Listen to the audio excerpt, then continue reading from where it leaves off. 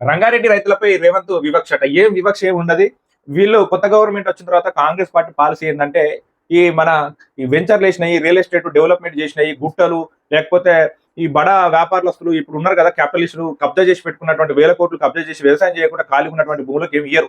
రంగారెడ్డి కాదు, రంగారెడ్డిలా చానా వ్యవసాయం చేసేటువంటి సాగులో ఉన్నటువంటి భూములకే వాళ్ళు రైతు బంధు ఏస్తా ఉన్నారు కానీ, రియల్ ఎస్టేట్ కోసం ఒక దిక్కు పెట్టి అమ్ముడు పోకపోతే మళ్ళా రైతు బంధు రావాలని చెప్పేసి అట్లాంటి కథలేం పడొద్దు. ఈయన ఏం చెప్తాడు పటల్లా, ఈయన పేరేం పేరు? ఏమో ఈయన పేరేం పేరు తెలుస్తలేదు. కార్తిక్ రెడ్డి.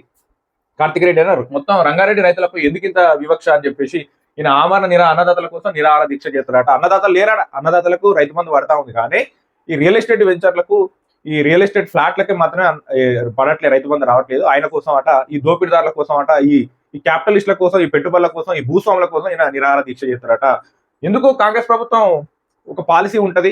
గతంలో వీళ్ళు దోపిడిదారులకు, భూస్వాములకు ఏసీలలో ఉండి వ్యవసాయం భూమి అంటే మట్టి వాసన తెలవనోడు దోసుకొని తిన్నాడు. కానీ ఇప్పుడు అట్లా కాదు.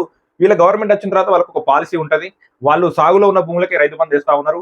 ఆ రైతు బంధు అనేది నేరుగా ఎవరికి పోవాలనో, లబ్ధిదారులు ఎవరో వాళ్ళకే చెందుతా ఉన్నది. కానీ రాజకీయ నిరుద్యోగులు ఏం చేస్తా ఉన్నారంటే, ఏదో ఈ రియల్ ఎస్టేట్ భూములకు కూడా రాకపోతే వాళ్ళేం తప్పు చేసిల్లంటే రైతులకు నేరుగా వేస్తా ఉన్నది. రియల్ ఎస్టేట్ వెంచర్లకు రావు, అది ప్రభుత్వ పాలసీ. తన కిందలో పెట్టినా, నువ్వు ఆమరణ నిరాహార దీక్ష చేసినా, గుండు కొట్టించుకున్న ప్రభుత్వ పాలసీ మాత్రం నేరుగా రైతులకు మాత్రమే రైతు బంధు వస్తుంది.